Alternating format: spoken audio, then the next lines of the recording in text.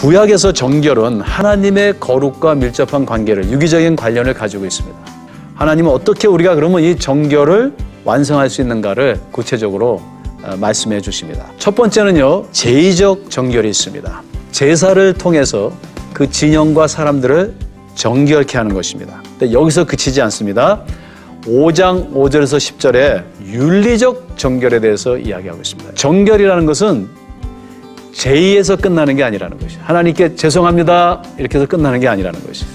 그것은 삶의 지평으로 확대돼야 돼요. 구체적이 돼요. 정결은요, 믿음과 행위를 동시에 요구하고 있다는 것입니다. 광야 진군에 앞서서 하나님께서 우리에게 요구하신 가장 핵심적인 것은 정결입니다. 왜냐하면 오직 정결한 곳에만 거룩하신 하나님이 임재하실 수 있기 때문입니다.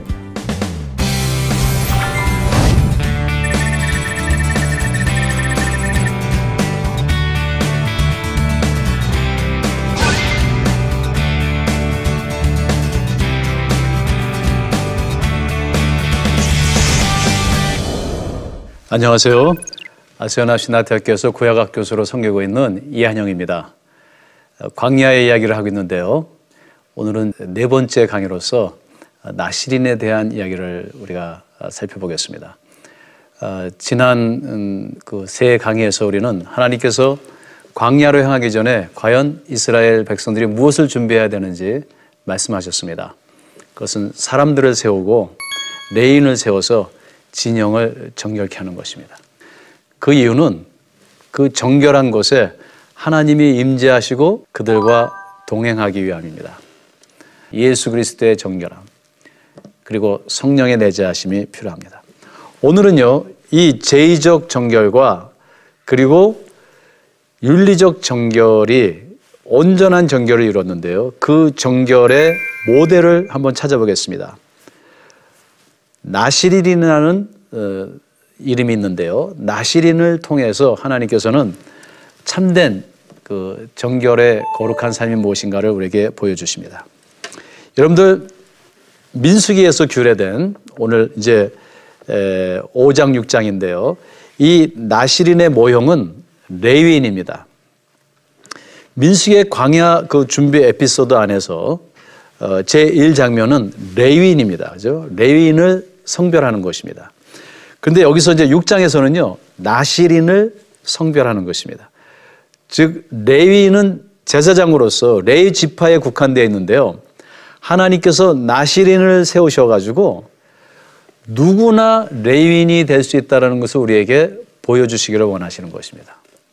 즉, 오늘날 우리 그리스도인들은 나실인입니다. 만인 제사장들이죠.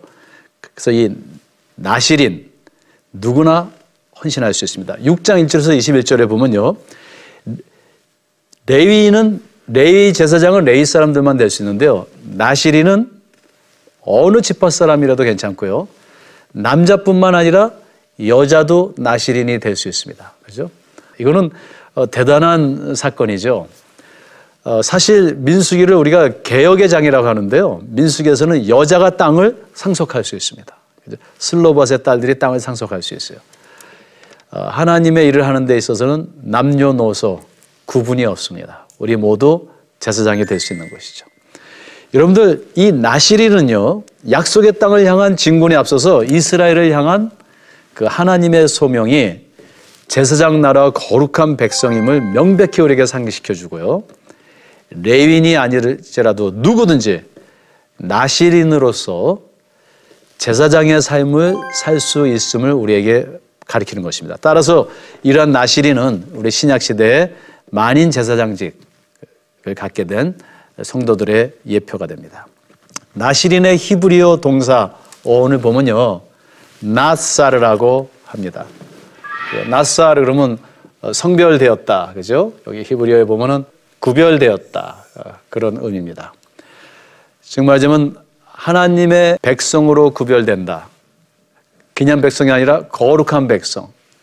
그래서 세상을 하나님께로 중보할 수 있는 나사로, 구별이다, 그런 의미를 가지고 있습니다. 구약 전반에서 이 나실인은 그 어떤 모양의 구별 혹은 헌신을 반영합니다. 그러나 특별히 민수기 안에서 구약 다른 데 말고요. 이 민수기 안에 기술된 나시린의 제도를 규정을 이렇게 살펴보면은 다른 구약 본문들에 비해서 훨씬 더 복잡한 것을 볼 수 있습니다. 우리가 그것을 한번 살펴보겠습니다. 민수기 안에서 나시린의 조건은 어떠한 것들인지 살펴보겠습니다. 여러분들 구약에서 나시린들을 이야기할 때 어떤 인물이 떠오르십니까? 예전에 삼손이 있죠. 삼손 나시린이었습니다. 우리가 사사기 13장에서 16절에 보면 그 이야기가 나옵니다. 또 사무엘도 있죠. 사무엘상 1장에 보면 사무엘이 나오는데 사무엘도 나시린입니다. 선지서에 또 보면 나시린이 나옵니다.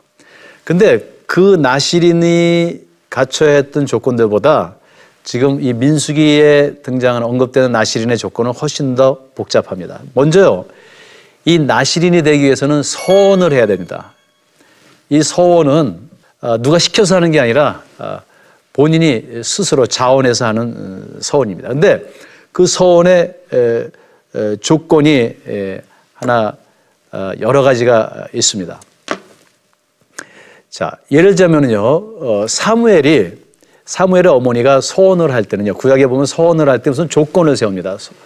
예를 들자면은 나에게 아들을 주시면 내가 이 아들을 하나님의 전에서 키우겠습니다. 이런 어떤 아들을 주시면, 그죠? 조건을 세우는 겁니다. 그런데 이 나시린의 서원을 이렇게 보면요, 그 어떠한 조건을 명시하고 있지 않습니다. 누구나, 그냥 여자나 남자나, 그죠?